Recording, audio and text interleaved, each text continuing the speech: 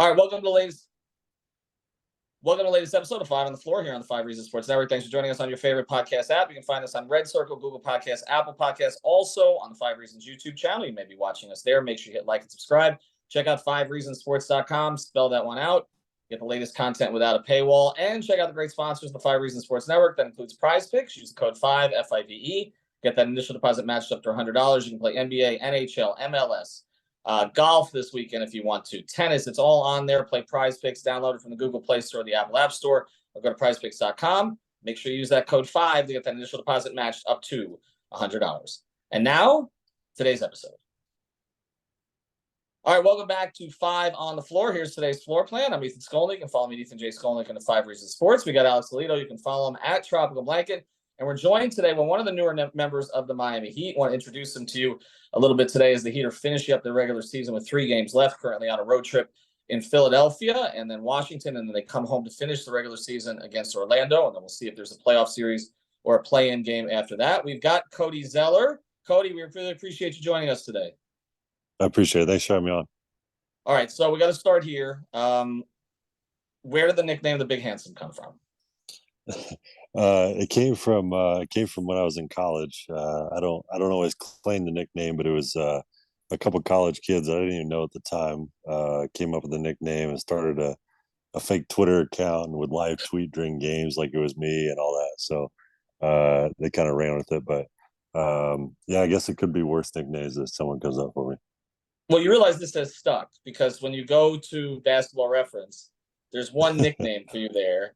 And it's the Big Handsome. So, I mean, like when the NBA did that thing where you could put like different sayings on the back of your jersey, you should have applied for that. That's it. You know, when I was in Charlotte for 8 years, nobody even knew about the nickname.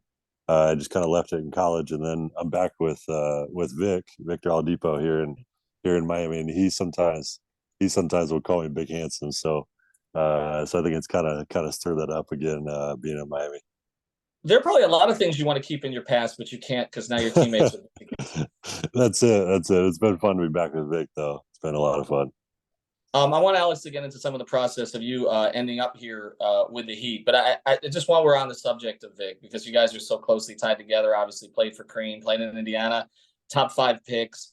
You see him now at a different stage of his career than he was then. Obviously, everything was kind of in front of him there at Indiana, and then being a top 5 pick, bouncing around a little bit, but then finding a home in Indiana as an all-star, very close to where his college team was, and now trying to kind of fight his way back to being the kind of player he was before. Now that you've seen it up close, what has struck you about that? Well, what strikes me is it's so much fun to be back with him because I think we bring out the best in each other. We are so close off the court, but also, on the court, we kind of know what drives the other person. And back in college, Coach Crean used to kind of take that to his advantage and put us against each other while I was in the weight room or on the court, practice court, and we would bring out the best in each other. And even now, it's been fun to be back together because I know he's pushed me in the months that I've been in Miami. He's pushed me a lot, and I'm doing the same for him. And I think that's what strikes me is he still has the same drive, still has the same competitiveness that he had back in Indiana. So.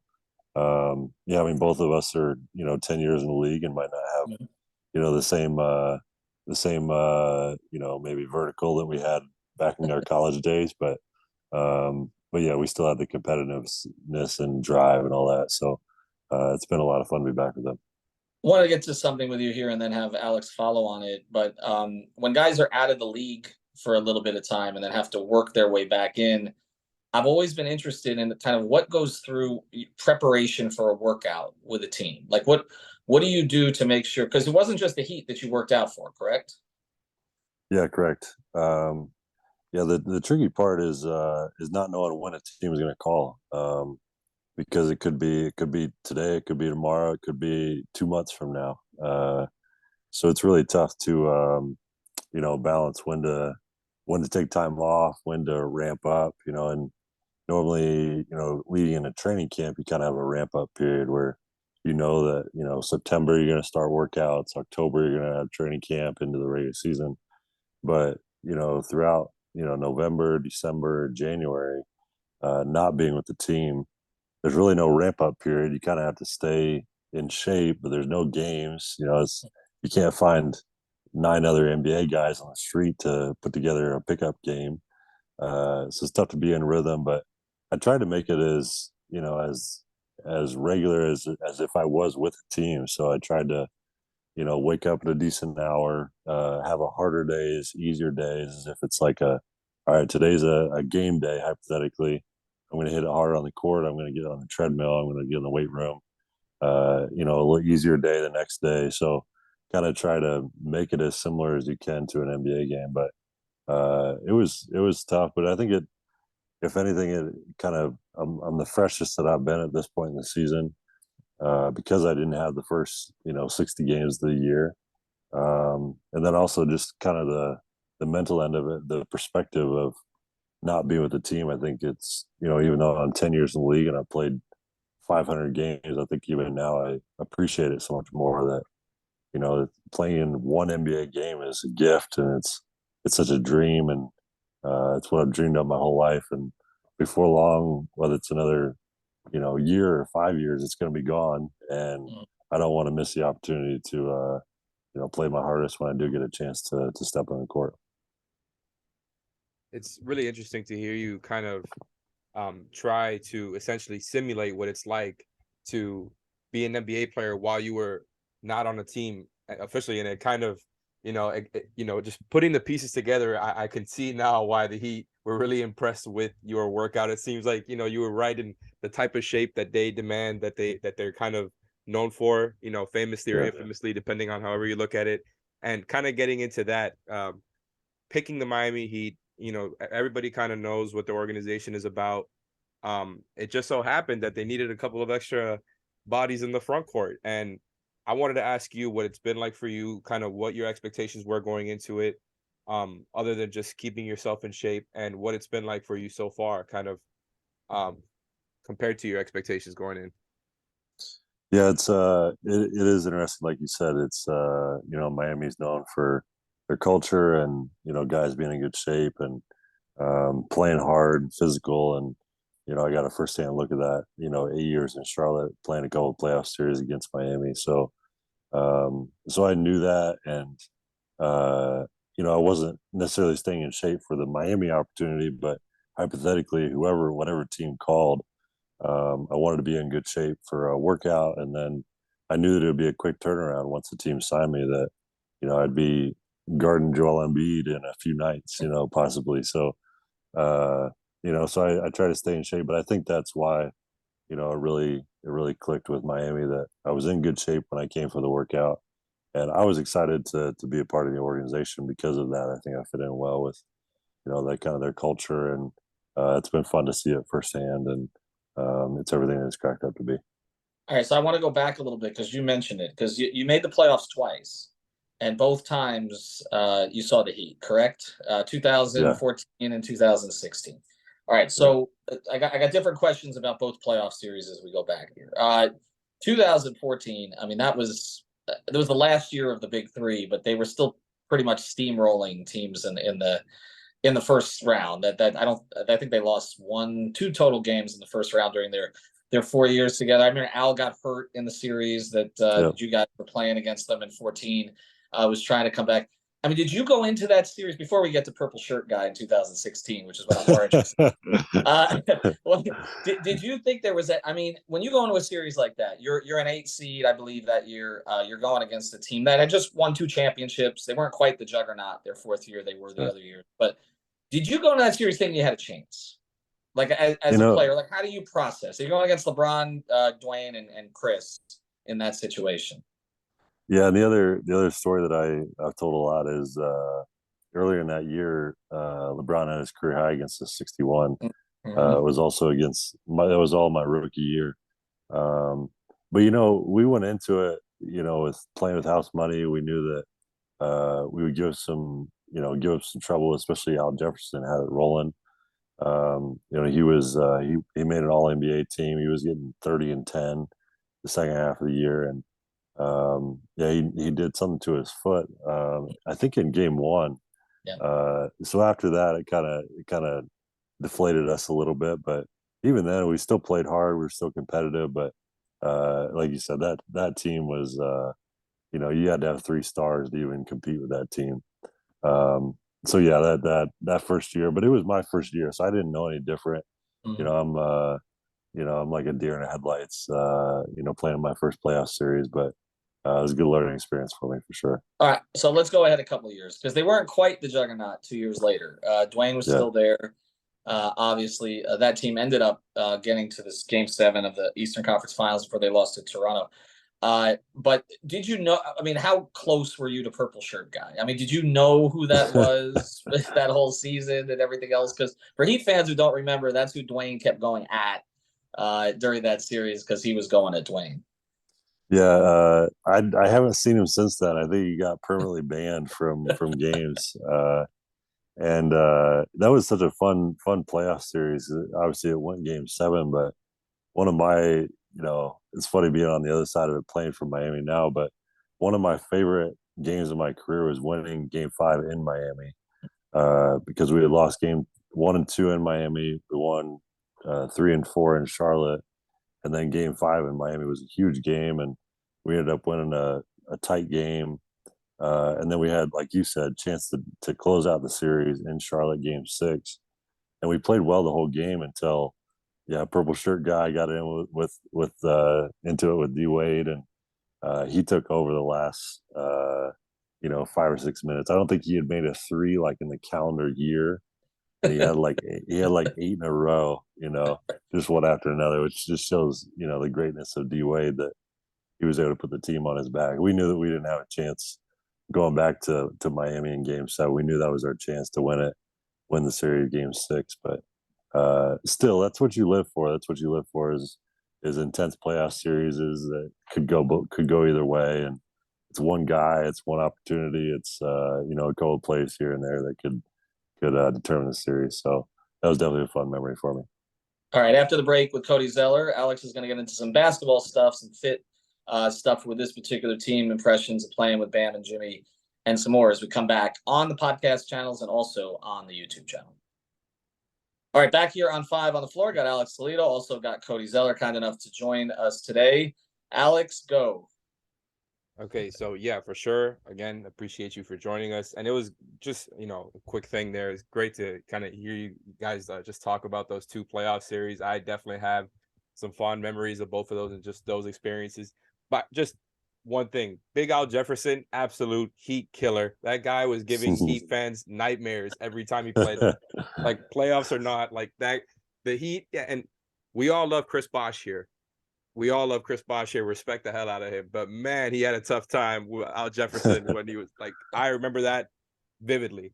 And as far as that wasn't just the Heat. I mean, I was rolling that year. I don't think people appreciate how good you knew he was going to show the little right hand jump hook, but nobody could do anything about it. So that wasn't just the Heat. He was a problem.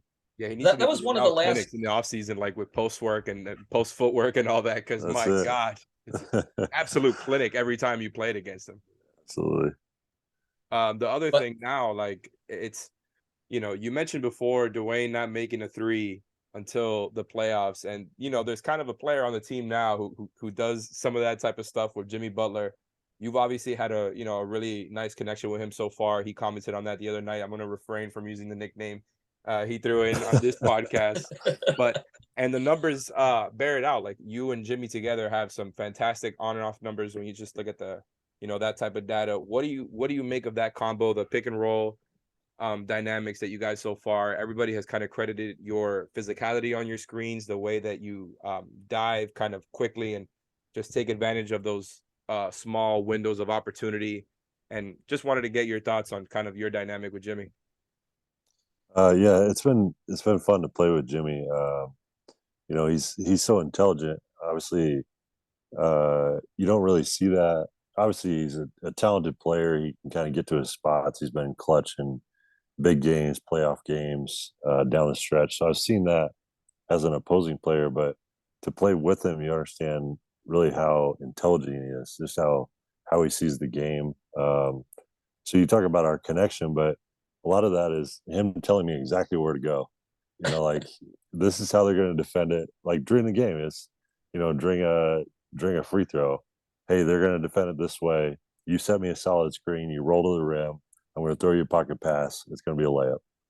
It's like he sees the play before it happens. It's so I mean he's made my job really easy. I do exactly what he tells me, and he's so intelligent. He sees the game so well. So I don't think you really appreciate how well he understands the game until I played with him. So it's been a lot of fun. Like I said, he made my job easy. Wait, is that that's the clean version though, right? Like there's no NC-17 stuff that Jimmy's telling you, like get to this might, bleeping spot at this time and I'll get you the might, bleeping ball. that might be the clean version, but he's super encouraging too. He's he keeps the game simple. He's tells me he said if I throw it to you, shoot the ball, because he said the only reason I'm throwing it to you is because you're wide open. He said just shoot the ball. He said if I shoot, don't even worry about the offensive rebound, because if I shoot it, I'm going to make it. So he said don't worry about that either. I'm going to shoot and make it. I'm going to throw it to you and you put it in. It was like, all right, it's an easy game. So, but you anyway, probably played. But to that follow, Cody, you've probably played. That's kind of what fascinates us about Jimmy too, because you've probably played with many more athletically gifted players with Jimmy. I mean, there's nothing that Jimmy has from a gift standpoint that is like jumps off the page. Like this is a 10 out of 10. He's not that much taller than guys at his position. He doesn't have elite athleticism, that kind of stuff. He's not dunking on people. He's just effective. Like he just, it's just like he like you said, he understands matchups. Yeah. He understands that, everything that, he understands when, again, with smaller guys, that he's going to punish that particular player or who's going to be open. I mean, as you've watched that on a daily basis, like you played with a lot of really good players. Like how is he different, I guess, than some of the other guys you played with? I think it is just how he sees the game, because like I said, you appreciate it for one, playing with him, and for two, seeing him every night do it consistently. Getting fouled or getting an angle on a guy, or seeing a matchup that he likes, or seeing something that everyone else is watching the same game, but he's the only one that sees, an angle or a matchup that he can get to, or a coverage that they aren't running right. So I think it's just the way that he sees the game is totally different. All of us have played this game our whole lives, and we know the game better than 99% of the world, but he's even a step above that. So like you said, he might not have the God-given ability, as compared to some guys that are off the charts in this league, but man, he sees the game so well, and I think he has to be one of the smartest guys in the league. Want to get to Bam with you.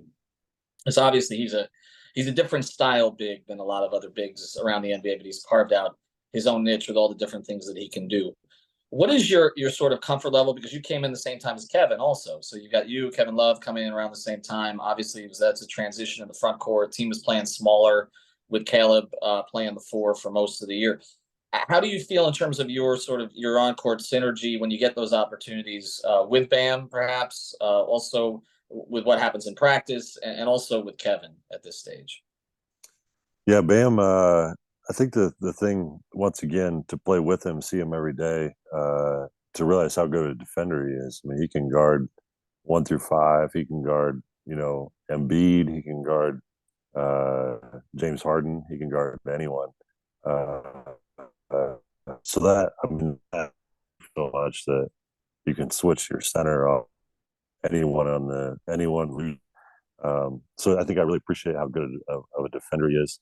And then on offense, he kind of gets to his spot, his little, kind of mid-range jumper. He can roll hard. He can facilitate the offense. You can run your offense through him.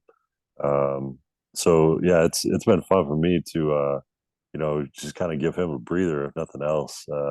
It's fun to watch him. Obviously, the team plays well when he's on the court. So I told Coach, I said, I just need to play well enough where Coach feels comfortable giving Bam enough of a rest, where we can get him back on the court, because the team plays well when he's on the court. So yeah, it's definitely been fun to be teammates with him. All right, we're going to get to some more stuff here. We got some rapid fire here for you when we come back from this break, joined by Cody Zeller here on the 5 Reasons YouTube channel and also on the 5 Reason podcast channels. All right, back here on 5 on the floor. Got Alex Toledo, got Cody Zeller. A couple more things I want to get to here, and again, we want to also kind of focus on where this team is going, because you got 3 games left. I guess the significance for you, I mean, you didn't come here to miss the playoffs, right? I mean, that's when you signed the Heat, you thought there was going to be a playoff run here. What is kind of the team's temperature right now? You guys, you come off a win in Detroit. I know Eric went with a little different rotation in that one, so that was you didn't have the opportunities you had in some previous games. But with 3 games left in the season, are you looking at what Brooklyn is doing at this stage? I mean, or is it just we do what we do, and whatever happens here?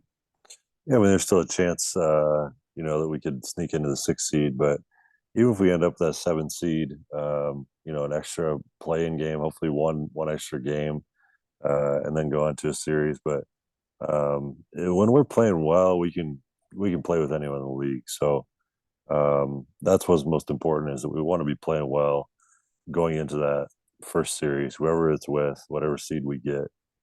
We just want to be playing well, and we have the guys. We have the obviously the Heat have made deep runs into the playoffs with this roster, so we just need to be playing right going into the next couple of weeks. I saw somewhere, and whenever you say I saw somewhere on the internet, that's never a good thing. But I saw somewhere on the internet that you had a reputation in Indiana as a prankster. Is that right? Yeah, that goes all the way back to my childhood, my family, for sure. I was a bit of a prankster. Give me your best prank that you pulled outside the NBA, and then you have to have done something on an NBA player. And why can't it be Jimmy Butler that you do it on next?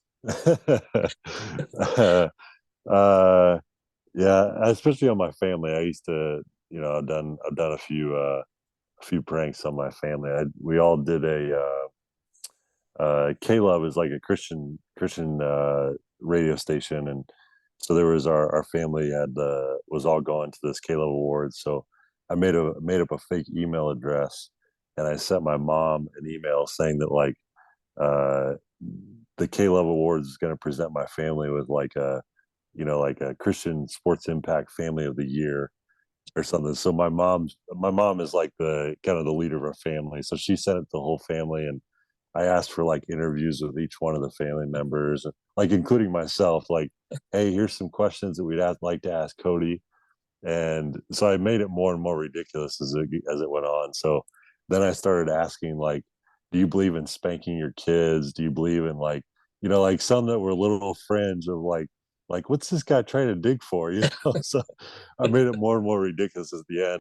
And then finally, like the day of like the K-Love award ceremony, I said, oh, due to the publicity that the Curry family has gotten, we're actually going to give the award to the Curry family. And so like took the award away from them last minute. So, and then I finally revealed that it was me. But anyway, so I put a little more thought into that one. But usually there are so much planning going into them. Didn't give it to the Plumlee family? Because I was going to ask you, there has to be a rivalry between the Zellers and the Plumlees, no? Not too much. I actually played with the youngest, Marshall Plumlee, the youngest Plumlee brother, so I know their family pretty well. But they're also from Indiana, so we don't mind each other. Better NBA family, Plumlees, Zellers. Where are we going here? I mean, they had more. No, wait, how many? There were 3 for you guys, right?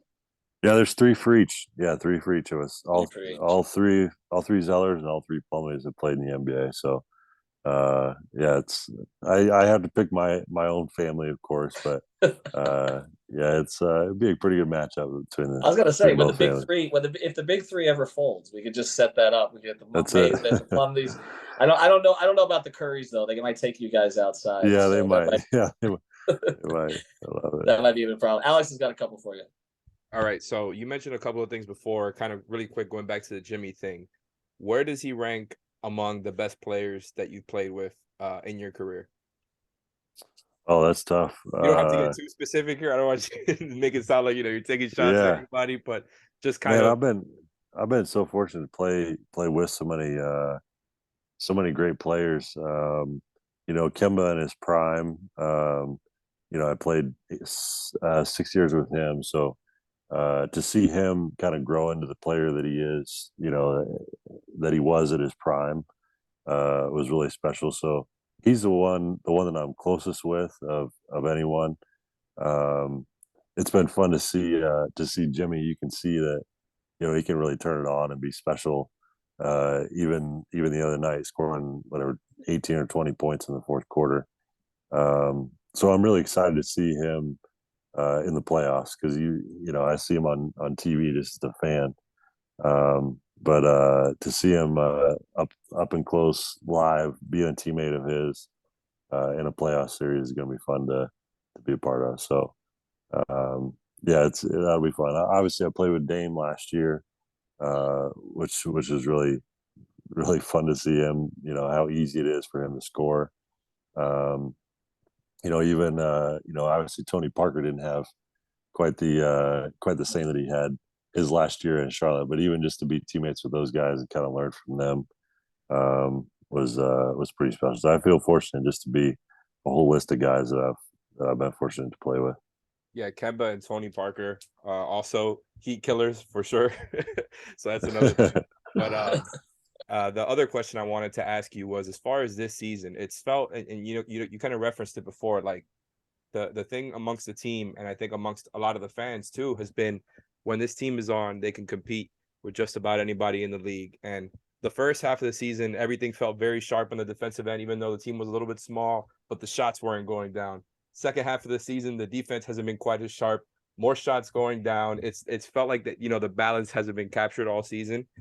How do you guys feel about where you stand now? And I know you mentioned kind of, whether it's the play-in or the playoffs, you guys are going to be ready, but where do you feel as far as kind of that two-way balance and where it stands right now, and how you guys are progressing towards that? You're spot on. You're seeing it just like we are, that we can play with anyone in the league when we're playing well on offense and defending. But it's right there for us. There's other teams that aren't capable of putting up big numbers or defending, causing problems for teams. But like you said, even in one season, the team has done that. But we just haven't put it together for long enough stretches, whether it's in one game or it's in a week or 2 weeks in a month. So I think that's what we need to do going into the playoffs. There's no secret formula on how we make that happen, but we've been having the same conversation that it's right there for us, so we can get all on the same page. Cody, is this a place you'd like to play next season if you get the opportunity? Yeah, I mean, I've had a great experience here. I've only been here a month, but yeah, it's been a fun part to be a part of the the Heat culture and the organization. I know how quickly things change in the league, that salary cap stuff or players coming and going, even if it doesn't, even if I don't have a do or don't have a choice, whether they, I'm sure the roster will look completely different next year. But for me, just individually, I've had a great experience over the past month, and if they're interested in having me back, I'd love to be back in Miami. And off the court, you can't complain about the 85 and sunny every day either. So that kind of adds to it as well. You found a good spot down here. You haven't had, you've kind of been on the road at home, so I don't know that you had an opportunity, but you've been able to explore Miami a little bit since you've been down here. Yeah, I was just in a hotel for the first month or so, but I have a spot in just a little condo in Brickell now, so close to the arena, but a lot of stuff you can walk to and stuff. Even as opposing teams usually stay in that kind of Brickell area, so I was already a little bit familiar with that. So yeah, it's definitely a fun area. Well, you survived the traffic for Ultra, so you'll be okay at this point. So that's the Heat scheduling Family Fest that same weekend. Not their best executive decision, but you never know who's going to come across your dashboard. Not exactly. Out of their mind. There are some fun facts here with you though. When you are dunking on Giannis, do you ever say to him, "I was drafted 11 spots ahead of you in the same draft"? Do they declare that the Zeller draft instead of the Giannis draft now? Yeah, I think it's safe to say he's had a better career than I have, but yeah, I've been fortunate to surprise some guys with my athletic ability. So I was able to dunk on him once, but I think he has a couple other things that he's done in his career that I haven't quite achieved. So I think he might have a few other bragging rights on me. Do you guys still get surprised when you dunk on them now? They the whole sneaky athleticism thing, but now you're in your 30s, right? So now, like, or you get there. So now there's a reason for them to be surprised about it. Yeah, I might surprise some guys every once in a while. So, yeah, it happens quick, but yeah, it could happen. Who's the most since you've been here a month? Who's the most surprising other athlete on the team other than yourself? Surprising other athlete. In other words, just in terms of pure athleticism, like you see things in practice that maybe we don't see. Yeah. Good question. Even some of the young guys, obviously, like I've played against. It's fun to play with like Kevin Love and Kyle Lowry and those guys like that I've played against my whole career. And not to directly answer your question about the athletic ability, but like guys like Kyle Lowry. I hated Kyle Lowry my whole career because he's so competitive and he's complaining to the refs and he's real physical getting around screens and he's throwing cheap shots whenever he can. And I've hated him my whole career. And now to be a teammate with him, he cannot be a better teammate. And the reason why it's like his biggest compliment that I can give him is that I hate playing against him. And now that I'm his teammate, he'll do anything for me as his teammate. I love playing with him. I love doing all that. So you can just kind of see, what's made him such a good player throughout his whole career. But not just him, like you said, Kevin, guys like that I've played against my whole career to kind of be on their same team now. It's kind of fun. And as the season closes up, and again, we appreciate Cody for joining and Alex for participating in this as well. You mentioned kind of appreciating it more now. Your brother Tyler's been out of the league now for a couple of years. I know he bounced to a couple of different teams late in his career. Do you guys ever have those kind of conversations? Because I know for NBA players are competition junkies, right? Like this is your life, all this time, and then you're trying to get back on with the team, and will you get on with the team next year, and how far will this go? Like how much do you think about that? And just like, okay, what's next after basketball, and how do I make this as fulfilling as possible, before it's over? Yeah, I mean, it's basketball going to end for all of us at some point, whether it's like I said, a year from now or 5 years from now, 10 years from now, however long it's going to be. So you start to think about, kind of what's next, but I don't know if anything will match up to playing in a big NBA game. So it is, you try to appreciate every moment, try to appreciate even the practices and the shoot arounds and of course the games and everything else. So I'm just trying to take it all in and make the most of every opportunity I get. Cody, we appreciate you joining us. I was told by Heat PR not to refer to you as Robin this entire episode, so I'm not going to do that. but you got to have a nickname ready for him next time at some point. You got to give it back. Jimmy does whatever he wants, so as long as he's finding me for easy buckets, he can do whatever he wants. He can call me whatever he wants. That's true. It wasn't you that came up with that? Say it again. It wasn't you that came up with that?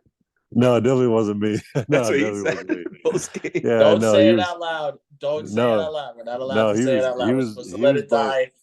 Yeah, he was blaming me. I was just, that was during timeout. He came up with it. I was just trying to figure out what play Coach Spo was trying to run and stay focused So anyway, whatever Jimmy says, I'll go with. Don't say it out loud during a timeout of all things. During a timeout.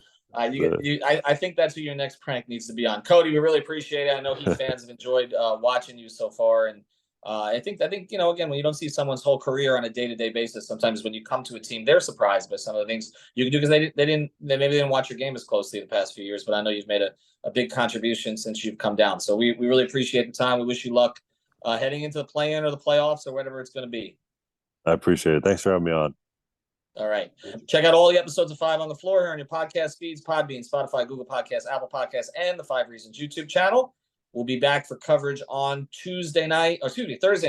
Heat at Philadelphia. Catch us on playback and on the Five on the Floor postgame show.